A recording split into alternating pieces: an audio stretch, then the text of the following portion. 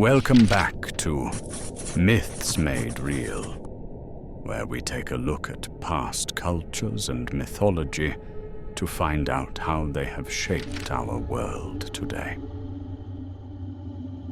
What are Yao Guai, and why do they want to eat you? In the deep folds of mountains where no light touches the soil, in the swamps where willows weep into stagnant pools, and in the crumbling corners of time itself, they are watching. They are ancient, they are hungry, and they have waited long enough. They are the Yao Guai. Not demons, not ghosts. Something older, something far more terrifying. Long before modern gods took shape, before written history set boundaries on belief, early Chinese societies lived in a world of untamed force. Rivers that flooded without warning, mountains that split open in fire, forests that whispered when no one stood near. To explain what lurked in the shadows of this world, they gave it a name, Yao, meaning strange, otherworldly, unnatural, and Guai, bizarre, monstrous, unpredictable.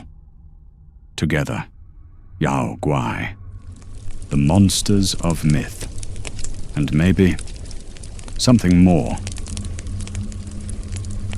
The oldest tales describe Yao Guai not as born but transformed, an animal that lingers too long in places touched by divine energy, a spirit that soaks up too much moonlight under a blood eclipse. Even a person, warped by forbidden rituals or untamed desire. They begin as beasts, but over centuries, sometimes millennia, they change. Some legends speak of a fox who lived so long it learned to walk upright, then to speak, and eventually to deceive. Modern cognitive science offers a metaphor, the uncanny valley, a discomfort we feel when something looks almost human, but not quite. To early humans, what could be more terrifying than a creature that mimics us, learns our words, wears our skin, yet remains fundamentally alien? Yao Guai are not simply monsters. They are corruptions of nature, reflections of fear, reactions to imbalance. In this way, the Yao Guai were not only folklore, they were cultural antibodies, warnings passed down to explain what could not yet be understood. Ancient Chinese cosmology divides existence into realms, the mortal world, the heavens, the underworld, and everything in between. At the heart of this system flows qi, the life force, the breath of all things. When qi flows harmoniously, life thrives. But when it twists, when it stagnates, concentrates, or fractures, something else takes shape. A Yao Guai is not born in the way we understand life. It is manifested from imbalance, a byproduct of disorder, a symptom of too much power or too little control. Consider the Hulijing, the fox spirit. After 1,000 years, a fox may grow 9 tails, each tail a symbol of mastery over deception, seduction, and illusion. Or the Bai Ze, a creature that emerged from the mists to gift the Yellow Emperor knowledge of all supernatural threats. Even monsters can be teachers, if you survive the lesson.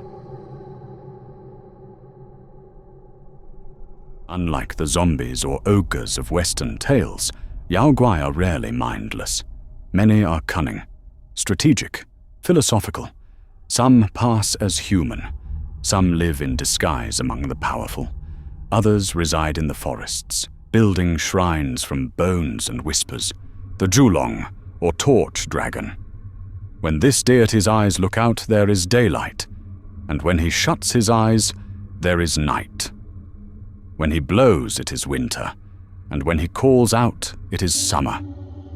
He neither drinks, nor eats, nor breathes.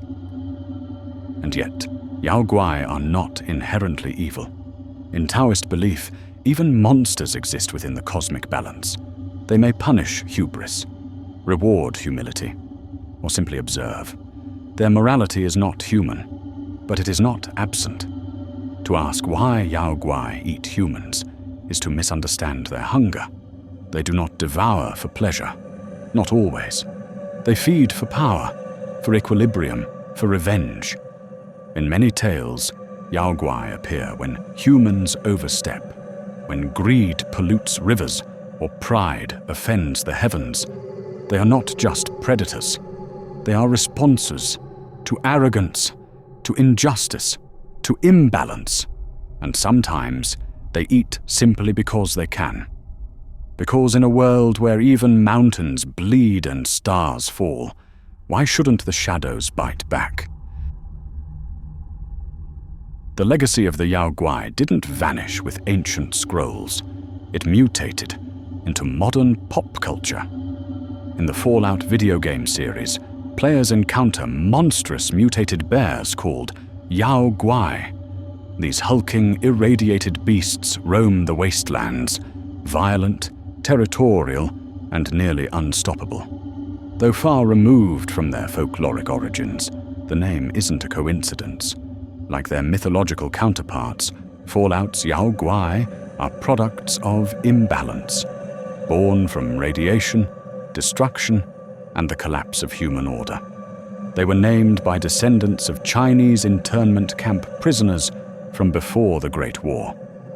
It's a fitting echo. From ancient myth to digital apocalypse, the Yao Guai endure as symbols of primal fear, reminders that when nature is twisted, something monstrous always emerges.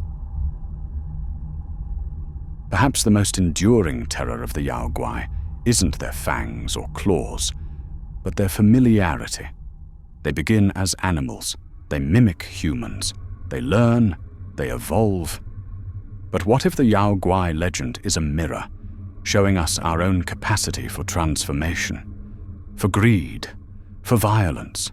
Tales of scholars turning into beasts, emperors corrupted by ambition, or monks cursed by obsession suggest that the boundary between man and monster is thin, dangerously thin. In a way, Yao Guai are cautionary tales, reminders that monstrousness is not always born. Sometimes it is chosen. Despite the centuries the Yao Guai endure, they hide in paintings. They leap from video game screens. They whisper through folk tales passed down across kitchens and fire pits. They change with us. They reflect our fears, be it famine, plague, war, or even nuclear fire. And in their constant rebirths, they prove a deeper truth. Myths are not fossils. They are organisms, living, breathing, mutating. The Yao Guai live not just in shadowed forests or ancient temples, but in every story we tell about fear and survival. Now we will discuss 3 famous Yao Guai stories from Chinese folklore: the Jiangshi, the 100-Demon Night Parade, and the Taotie. The Tale of Jiangshi, the Hopping Vampire. Not all Yao Guai are born of beasts. Some are born of death and an unwillingness to stay dead. The Jiangshi is one of China's most iconic undead, a reanimated corpse that moves with terrifying stiffness, arms outstretched, hopping toward its victim. Legends say a body not buried properly, or filled with rage, pride, or dark magic, can become a Jiangshi. It hunts the living, draining them of qi, leaving only lifeless husks. It's part ghost, part zombie, and wholly terrifying. A creature of decay animated by imbalance, a perfect Yao Guai. The 100-Demon Night Parade. Once a year, under the cover of night and silence, a parade takes to the streets.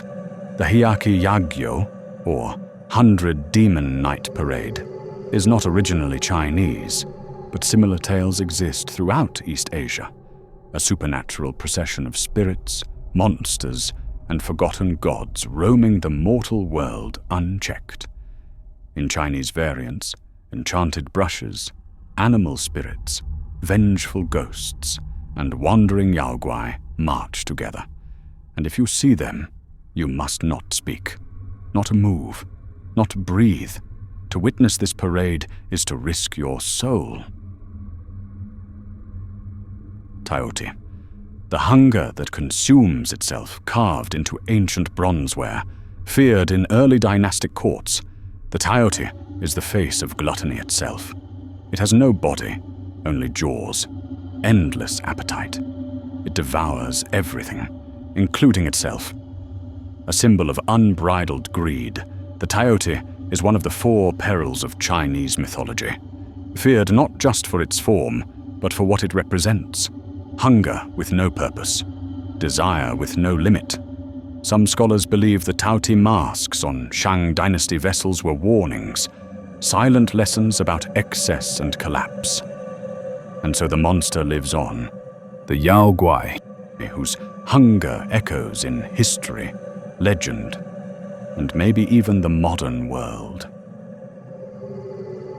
Today, we think we've left the monsters behind. We file them away under myth, lock them behind glass, or recast them as symbols. But the Yao Guai remain. In our fears, in the spaces between streetlights, in the rustling of leaves when no wind blows, because the Yao Guai were never just stories. They were the language of fear. And fear never dies. It adapts. So the next time something watches you from a place it shouldn't, don't ask if it's real. Ask what it wants. Because some hungers never die. Thanks for watching. If you have enjoyed our content, consider subscribing so that you can be notified when we have a new upload. Let us know in the comments below if you have a myth that you want to see come to life. Join us next time for more Myths Made Real.